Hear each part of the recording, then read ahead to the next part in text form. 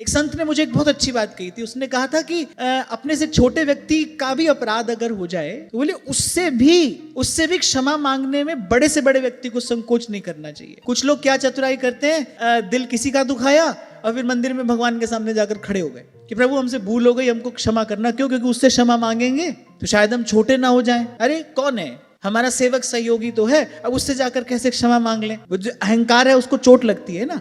तो हृदय किसी का दुखाया, अपने कटु वचनों से पीड़ा किसी को पहुंचाई और भगवान से जाकर क्षमा मांग ली। वो जो मंदिर में है वो तो तुम्हारा बनाया भगवान है। तो भगवान कहता है देखो जो मंदिर मैंने बनाया है उसको चोट पहुंचाकर ये अपने बनाए मंदिर में बैठकर मुझसे क्षमा मांग रहा है। जिसका अपराध हुआ है ना उसी से क्षमा मांगनी चाहिए। वो बड़ा हो कि छोटा हो, वो बालक हो कि वृद्ध हो, जिसका अपराध हुआ है उसी से क्षमा मांगिए, तभी आपको क्षमा मिलेगी। एक साधक की उन्नति कब नहीं होती, क्यों नहीं होती? ये छोटी छोटी बातें बांधे रखती हैं उसको। मेरा अनुभव तो यही कहता है कि क्षमा मांगने से आप छोटे नहीं होते, क्षमा मांगने से बड़े होने का द्वार खुल जाता है, मार्ग बन जाता है। और जिसकी भूल हुई, जिसका अपराध आपने किया, उसी से क्षमा मांगना, तभी क्षमा मिलेगी।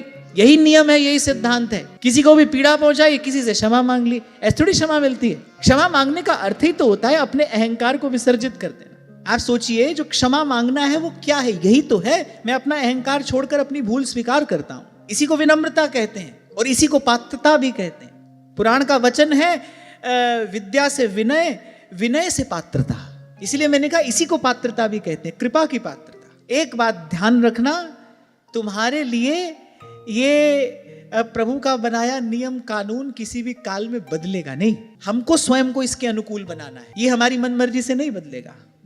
वही मार्ग है जिस पर संत चलकर गए हैं और हमारे लिए इसमें कोई परिवर्तन नहीं किया जाएगा। अपना मंगल चाहते हो, अपना कल्याण चाहते हो, अपना अभ्युदय चाहते हो तो स्वयं को परिवर्तित करने के लिए तैयार हो कि भाई बहुत भूल हुई, अब नहीं करेंगे।